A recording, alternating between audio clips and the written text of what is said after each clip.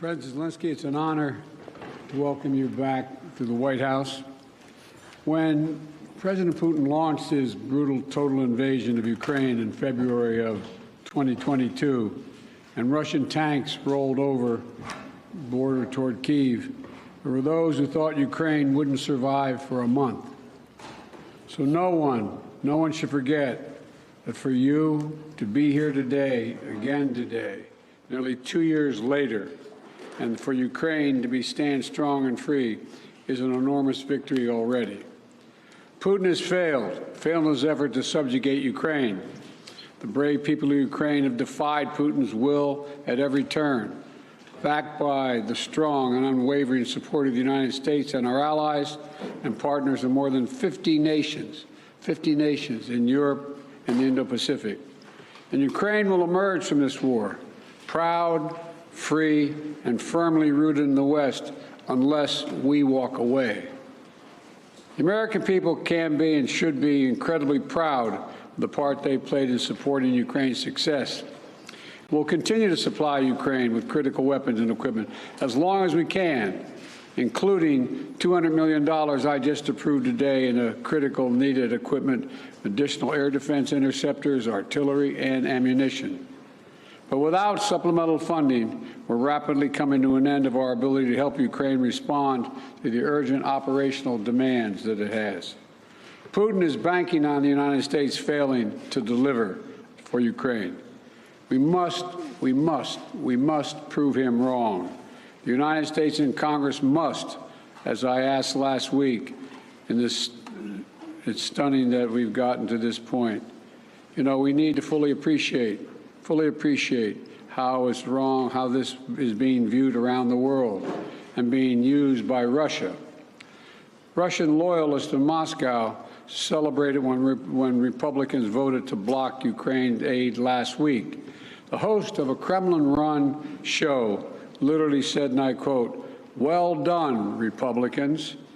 That's good for us," end of quote. Let me say that again.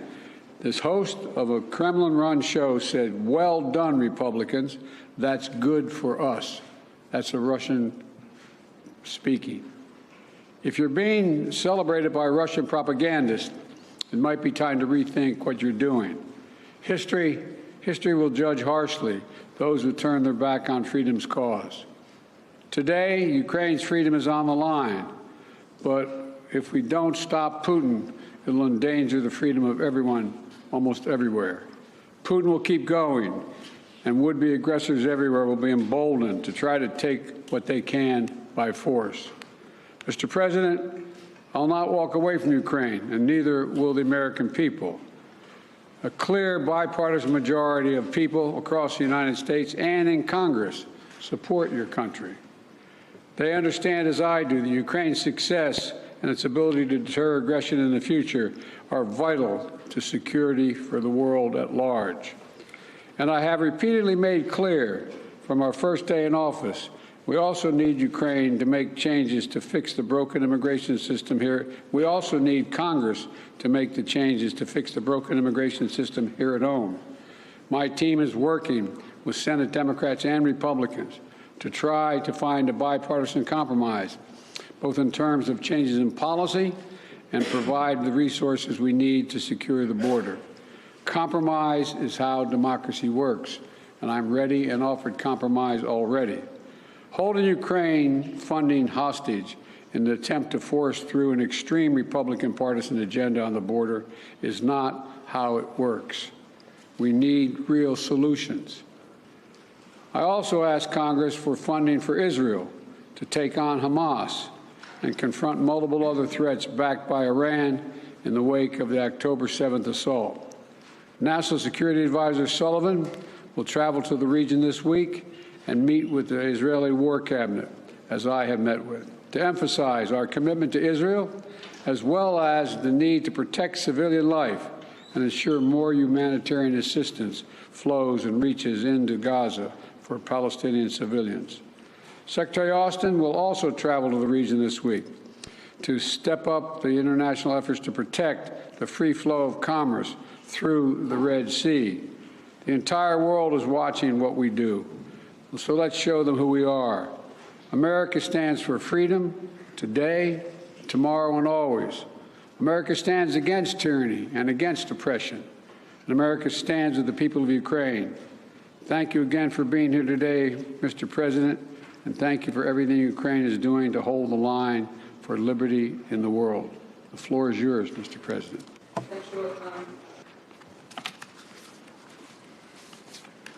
Thank you very much, Mr. President, dear journalists.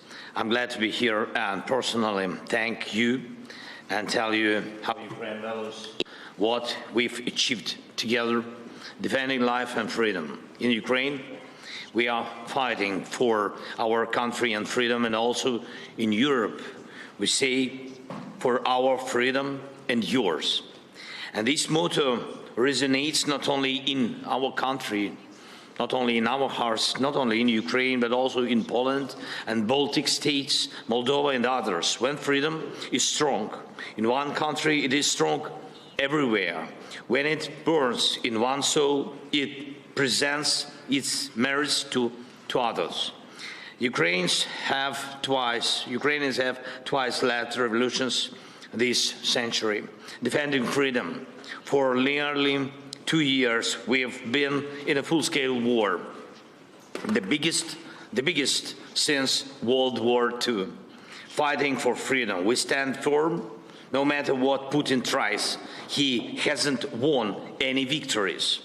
Thanks to Ukraine's success in defense, other European nations are safe from the Russian aggression, unlike in the past. Ukraine can now tackle the Russian dictatorship, so our children and other nations won't have to shed their blood and sacrifice lives defending against Russian aggression. We've already made significant progress. We've shown that our courage and partnership are stronger than any Russian hostility, and we've freed 50% of the territories Russia occupied after February 24th. And we won the Black Sea and are reviving our economy thanks to maritime exports. Ukraine's 5% economic growth this year proves our effective partnership. And we've shown no Russian missiles can overdo the powerful American Patriot systems. Thank you very much. And even during war, we are reforming our country and strengthening our institutions. Today, President Biden and I discussed how to increase our strength for next year. First, air defense and destroying Russian logistics on Ukraine's land. Mr. President, thank you very much for your supporting us.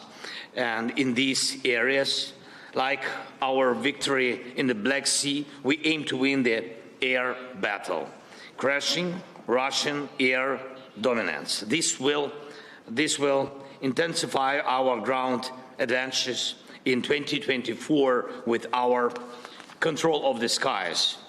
Who controls the skies controls the war's duration. And today I would like to thank, of course, for yet another significant defense package with our defenders value very much. Second, yesterday I met with American defense company leaders. They advised us on how to make our defense industries work faster and more effectively.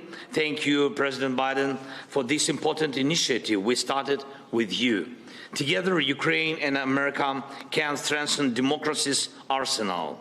And this is vital for other free nations and the US, as it involves your companies, technologies, and technology advancement and job creation. And it is important to know that 2/3 of American support for Ukraine remains and works in the United States. Third, I informed Mr. President that Ukraine has fulfilled all the recommendations of the European Commission regarding the preparation for a decision to start negotiations on Ukraine's accession to the EU.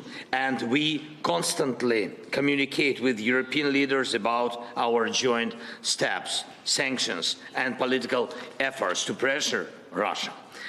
American leadership is crucial, is keeping this unity together, a unity that serves the entire free world. And I thank America for new sanctions. And today we discussed Putin's further isolation and making him pay for his aggression.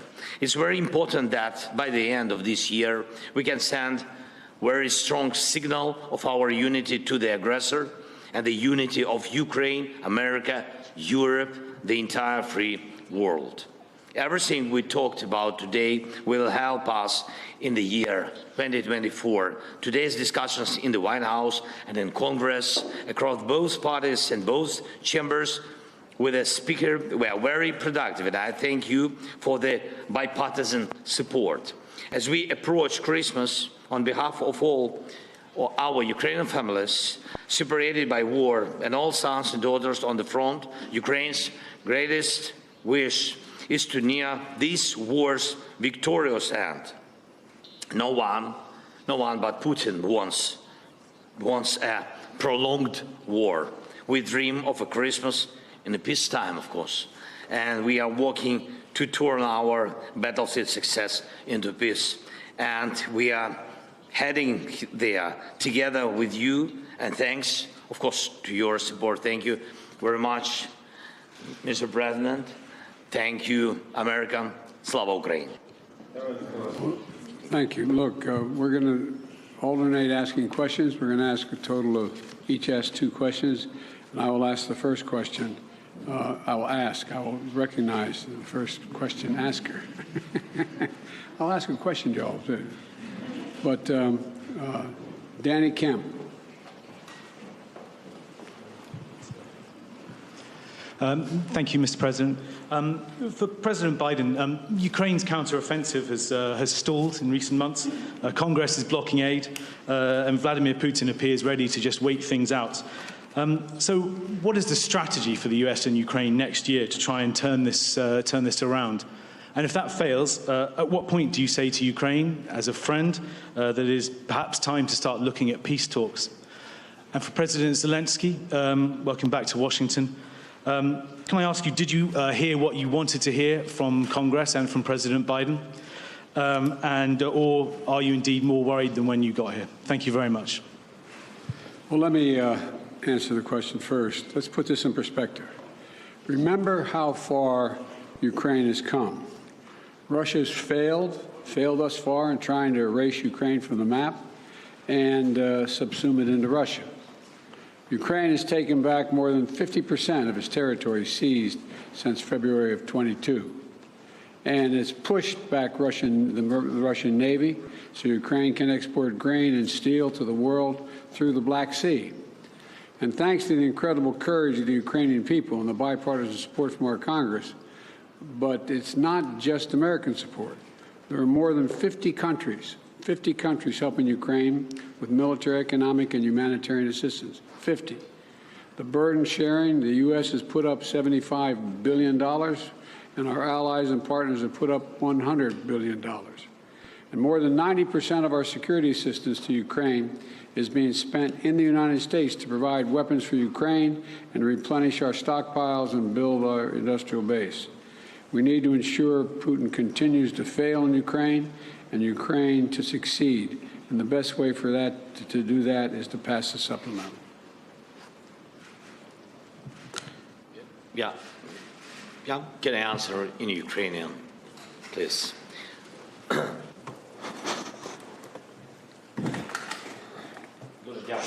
Thank you. First of all, I would like to add to the words of Mr. President Biden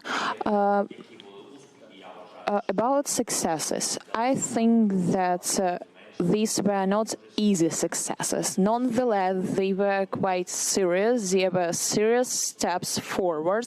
Indeed, we gained victory on the sea. We destroyed ships of the Russian Federation. We threw the remnants of their fleet to Russian territorial waters. Yeah, they have something in the Black Sea, in the vicinity of our temporarily occupied Crimea, but we are going to proceed this activity. Our guys destroyed 20,000 of Wagner mercenaries. These are serious terrorists who were massing everywhere on African continent, in Syria, in Ukraine. There were a lot of mass, and nucleus of this terroristic organization is not existing anymore. Yes, we had a lot of problems, but nonetheless we were able to do this. Moreover, Russia were not able to seize any part of our territory, any village, any town. I'm not talking about large cities. And we are going to proceed with this. It is good without saying that we have objective, we have clear plan, but if you allow me, I am not able to tell you on public on the details of 2024 operations.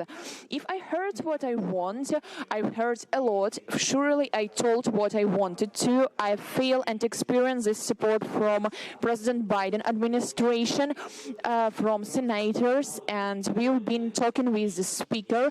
I got these signals. They were more than positive, but we know that we have to separate world and particular result. Therefore, we will count on particular result. Thank you. Yeah, sorry. Yeah. Телеканал Інтер, будь ласка. Inter, please. Thank you for taking my question. Dmitry Anochin, Ukrainian television news correspondent. Український кореспондент. Дуже багато республіканців сумніваються, що Україна може виграти цю війну. Україна повинна віддати певні території, щоб Such a step to cede the territories to stop fighting. And Mr. Biden, could you please clarify the policy and of your administration, the strategy of your administration on Ukraine? Is it about helping the country to defend itself or to win the war? Because it's obviously such a difference. I will begin. Okay. So, first question to me. So, your question is, If we are ready to give up our territories?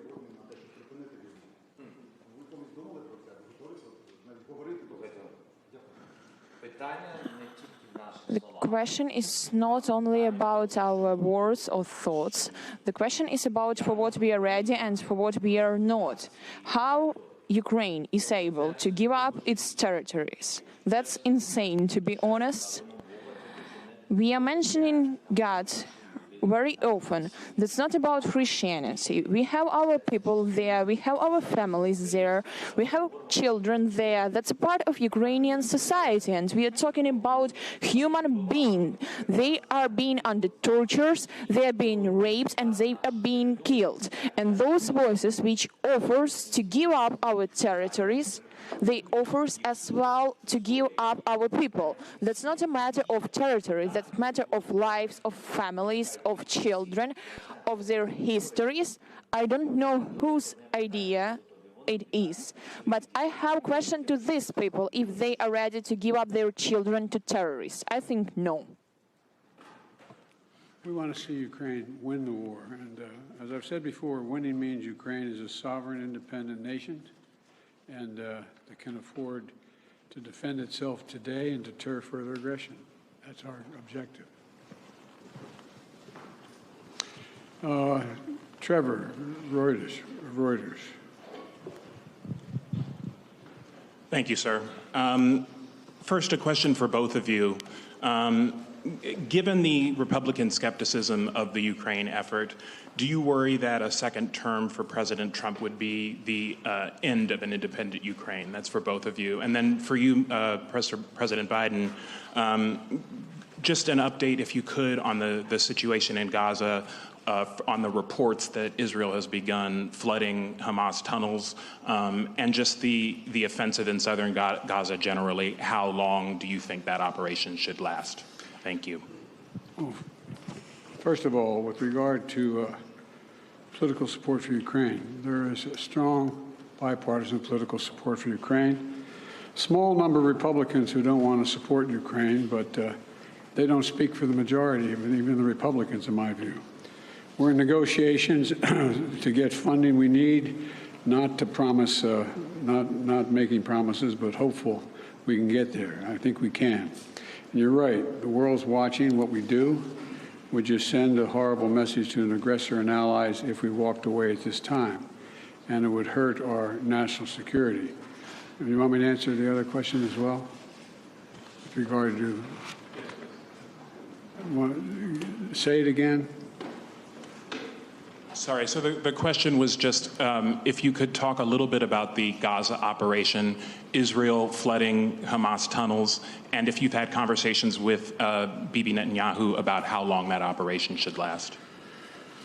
Well, I have had conversations with Bibi Netanyahu, and I want to make sure that we don't forget what we're doing here. We have to support Israel because they're an independent nation that's being, I mean, the brutality, the inhumanity, the way in which Hamas treated the Israelis, and I mean, raping and burning and beheading. I mean, it's just beyond comparison, beyond comparison.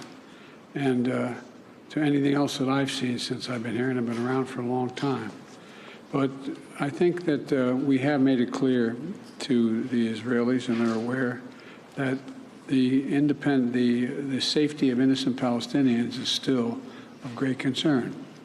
And so the actions they're taking must be consistent with attempting to do everything possible to prevent innocent Palestinian civilians from being hurt, murdered, killed, lost, etc.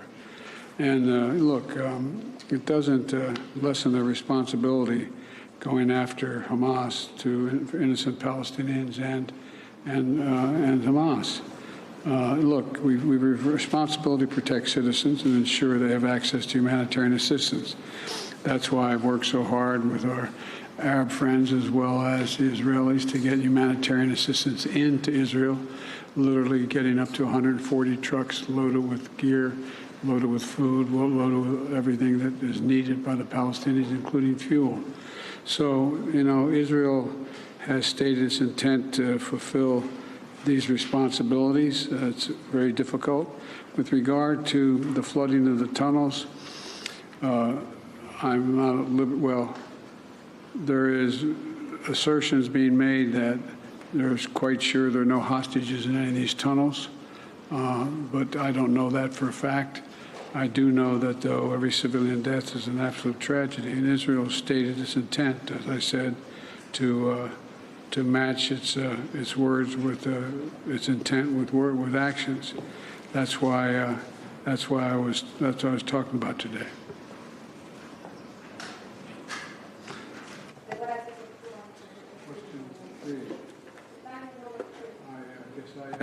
No, I just asked. It's your My turn. turn. Your turn. Yeah. Якщо ви- So, addressing your question very quickly, I've been talking a lot with representatives of both parties. Both Democrats and Republicans proved full-pledged support. And we will see, but before this, we've always been trusting in support of our strategic partner, the United States, and we will consider that it will continue in this way, and Ukraine will not remain alone against such a critical terrorist as the Russian Federation.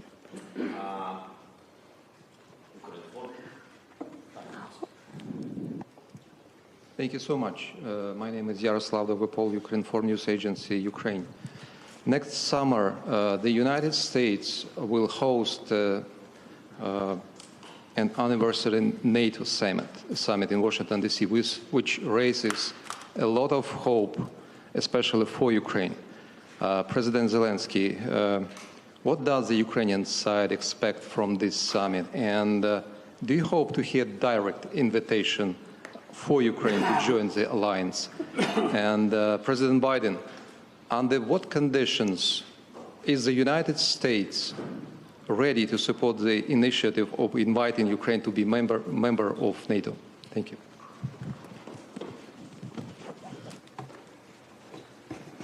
Thank you for your question. I will answer very quickly on this very complicated question. We are not allies till now. We are allies, but we are not members of NATO. So that's why I think I will pass this question to our big friend, President Biden.